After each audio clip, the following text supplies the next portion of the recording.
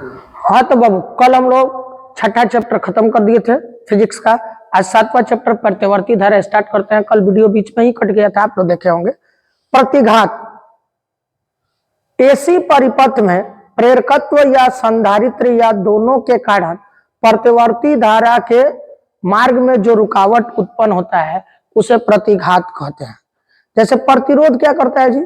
प्रतिरोध बाबू तार में विद्युत धारा पास करता है तो प्रतिरोध धारा का विरोध करता है। उसी तरह प्रतिघात भी प्रतिवर्ती धारा का रुकावट बनता है, मतलब विरोध करता है। तो देखो, एसी परिपथ में प्रेरकत्व या संधारित्र या दोनों के कारण प्रतिवर्ती धारा में जो रुकावट उत्पन्न होता है उसे प्रतिघात कहते हैं। मान लो ये धारा रोक रहा है तो प्रतिरोध भी धारा रोक रहा था तो उसका मात्रक ओम था, तो इसका भी मात्रक क्या होगा? ओम होगा। प्रतिघात का भी मात्रक ओम। यह दो प्रकार का होता है, प्रेरित प्रतिघात, धारितीय प्रतिघात। अब देखिए बाबू, प्रेरित प्रतिघात प्रेरकत्व द्वारा प्रतिवर्ती धारा के प्रवाह में जो रुकावट उत्पन्न होता है, प्रेरकत्व द्वारा प्रतिवर्ती धारा के प्रवाह में जो रुकावट उत्पन्न होता है उसे प्रेरित प्रतिघात कहते हैं। एक्सेल बराबर ओमेगा एल। धारितीय प्रतिघात संधारित्र द्वारा प्रतिवर्ती धारा के प्रवाह में जो रुकावट उत्पन्न होता है उसे धारितीय प्रतिघात कहते हैं। एक्सी बराबर 1/ओमेगा-c। फिर से एक बार देखिए, प्रेरकत्व द्वारा प्रतिवर्ती धारा के मार्ग में जो रुकावट उत्पन्न होता है उसे प्रेरित प्रतिघात कहते हैं। संधारित्र द्वारा प्रतिवर्ती धारा के प्रवाह में जो रुकावट उत्पन्न होता है उसे धारितीय प्रतिघात कहते हैं। दोनों धारा को रोक रहा है, इसलिए इस दोनों का मात्रक ओम होगा। क्या होगा? ओम। इसका भी मात्रक क्या होगा? ओम होगा। ओम को ऐसे कैसे दिखाते हैं? उल्टा लोटा की तरह। तो बोलो, प्रेरित प्रतिघात का भी मात्रक ओम, धारितीय प्रतिघात का भी मात्रक ओम होता है। कोई दिक्कत? आगे बढ़े, कोई परेशानी? अब देखिए, अब पढ़ना है प्रतिबाधा। एसी परिपथ में प्रतिरोध के साथ साथ संधारित्र या प्रेरकत्व या दोनों के कारण धारा के प्रवाह में जो रुकावट उत्पन्न होता है, ये भी रुकावट उत्पन्न कर रहा है। तो पहले प्रतिरोध रुकावट उत्पन्न कर रहा था, फिर प्रतिघात भी रुकावट कर रहा था, प्रेरित प्रतिघात भी, धारितीय प्रतिघात भी, सब रुकावट उत्पन्न कर रहा है। प्रतिबाधा भी रुकावट उत्पन्न करेगा। एसी परिपथ में प्रतिरोध के साथ साथ संधारित्र या प्रेरकत्व या दोनों के कारण धारा के प्रवाह में जो रुकावट उत्पन्न होता है उसे प्रतिबाधा कहते हैं। एग्जाम्पल फॉर्मूला Z बराबर √R² प्लस X²। मात्रक इसका भी क्या होगा? ओम। क्यों ओम होगा? क्योंकि ये भी धारा का क्या कर रहा है? रुकावट उत्पन्न कर रहा है। क्लियर है? बात समझ में आया? आगे बढ़ते हैं। शक्ति गुणांक। कौन गुणांक? शक्ति गुणांक। कौन गुणांक बाबू? शक्ति गुणांक। देखिए थोड़ा ध्यान से, डिफिनेशन थोड़ा ध्यान से देखिएगा। शक्ति गुणांक यथार्थ माध्य शक्ति और आभासी माध्य शक्ति के अनुपात को शक्ति गुणांक कहते हैं। यथार्थ माध्य शक्ति और आभासी माध्य शक्ति का अनुपात को शक्ति गुणांक कहते हैं। शक्ति गुणांक का एक और फॉर्मूला होता है, प्रतिरोध बटा प्रतिबाधा। प्रतिरोध को R से, प्रतिबाधा को Z से, शक्ति गुणांक को cos φ से। अब बताइए, प्रतिबाधा पिछुए पड़े हैं। प्रतिबाधा Z बराबर √R² प्लस X²। तो Z की जगह √R² प्लस X² रख देंगे, कोई दिक्कत? इसको आगे भी बढ़ा सकते हैं। अगर केवल फाई निकालना है तो इसका पावर 1 है, इधर आकर -1 हो जाएगा, तो cos इनवर्स R बटा Z। ये देखो, इसका भी पावर 1 है, इधर आकर -1 हो जाएगा, तो फाई बराबर cos इनवर्स R बटा √R² प्लस X²। कोई दिक्कत? क्लियर है? तो चार तरीके से इसके फॉर्मूला को लिखा जा सकता है, चारों सही। तो सिंपल से डिफिनेशन था, यथार्थ माध्य शक्ति और आभासी माध्य शक्ति का अनुपात को शक्ति गुणांक कहते हैं। शक्ति गुणांक का एक और फॉर्मूला होता है, प्रतिरोध बटा प्रतिबाधा। प्रतिरोध को R से, प्रतिबाधा को Z से। Z का फॉर्मूला होता है √R² प्लस X²। बाकी cos का पावर 1 इधर जाकर -1, cos का पावर 1 इधर जाकर -1। कोई दिक्कत?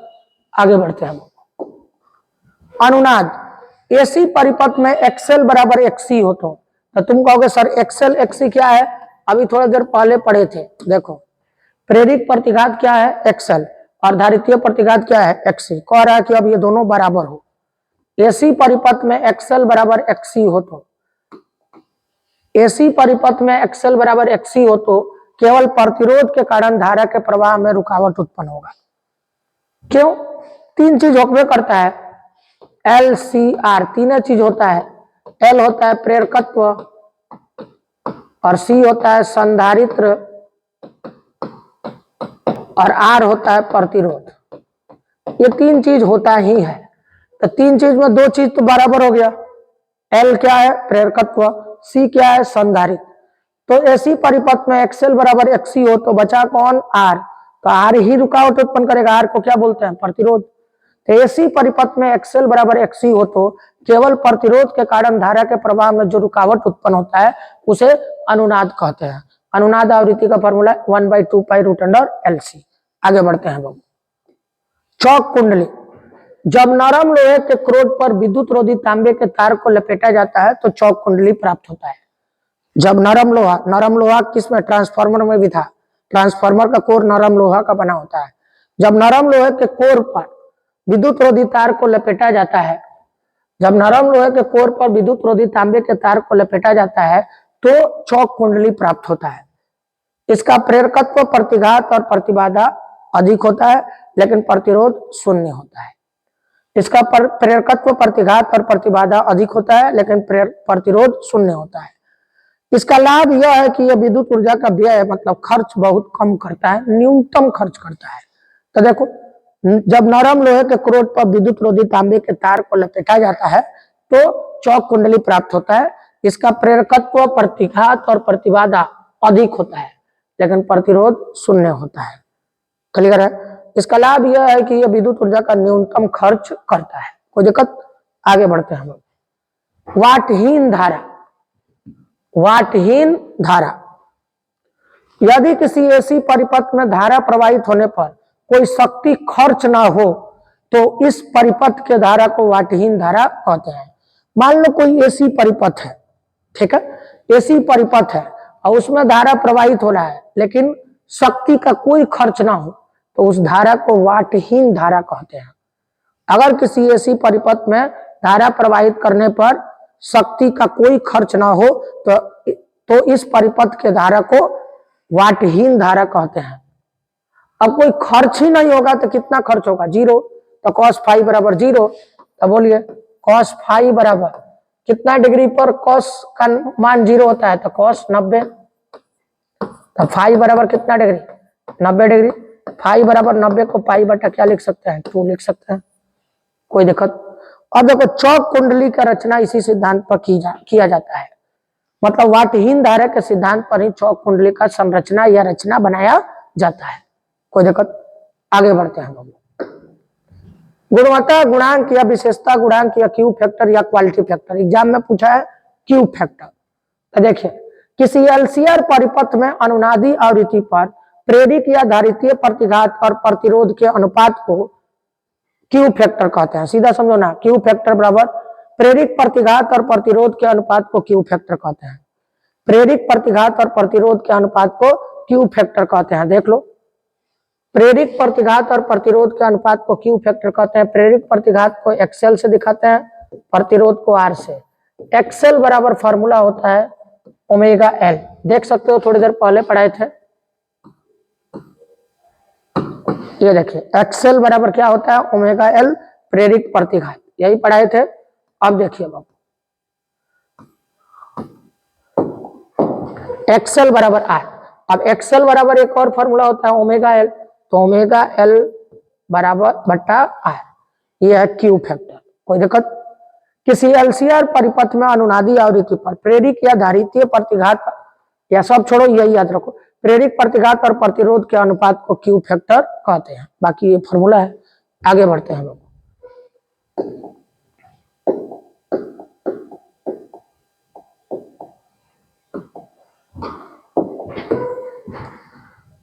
देखो टॉपिक क्या है, प्रतिवर्ती धारा का शिखर मान, औसत या माध्यमान, वर्ग माध्य मूल्य मान का डिफिनेशन बताना है। ठीक है, ध्यान से। शिखर मान, प्रतिवर्ती धारा का एक चक्र पूर्ण होने में जो अधिकतम धारा या वोल्टता प्राप्त होता है।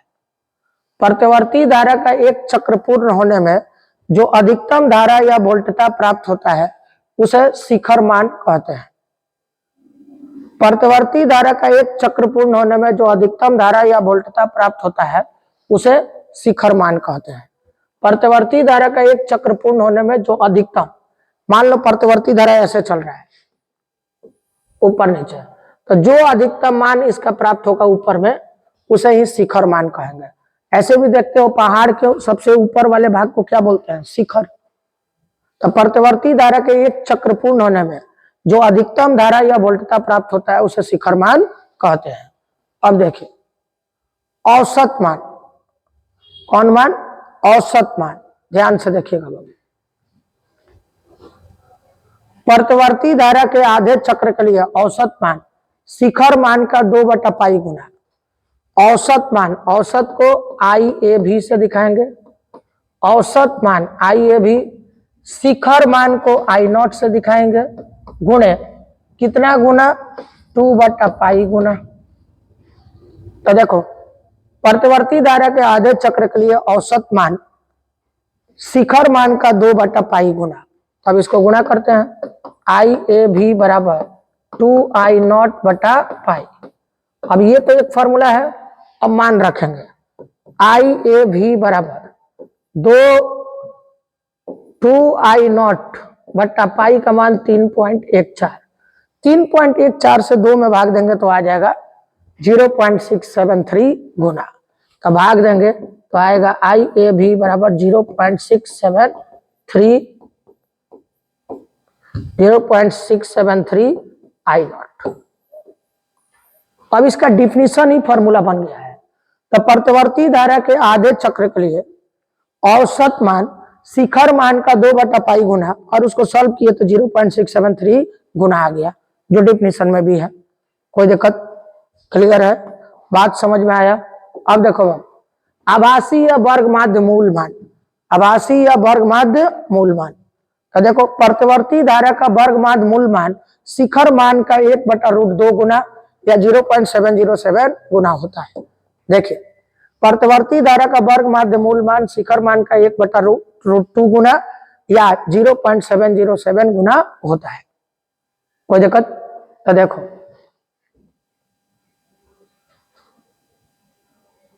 प्रत्यवर्ती धारा का वर्ग माध्य मूल मान शिखर मान का 1/√2 गुना या 0.707 गुना होता है। तो देखो तो वर्ग माध्य मूल मान को दिखाते हैं IRMS से, IRMS से,